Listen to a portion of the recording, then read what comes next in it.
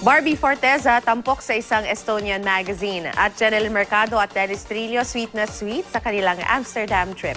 Ang Starbites at ni Aubrey Carampel.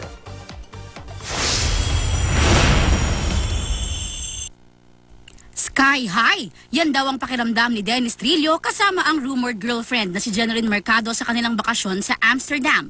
Bagamat wala pa ring pag-amin, kitang-kita ang sweetness sa kanilang dalawa. Ibinahagi rin ng dalawa ang kanilang pag-e-explore sa ganda ng Amsterdam. Pang-international na ang beauty ni Barbie Forteza.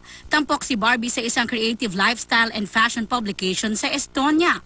Looking very chic at stylish si Barbie sa photoshoot.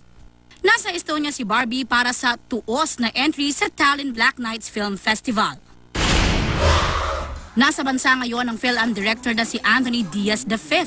Yan ay para ipromote ang kanyang pelikulang Break na ipalalabas sa Maynila. Itinuturing ni Anthony ang pelikulang ito bilang baby dahil bukod sa pagiging direktor, scriptwriter din siya at aktor dito. Very positive naman si Anthony na mapapasama ang Break sa Sundance Film Festival. Aubrey Carampel, GMA News.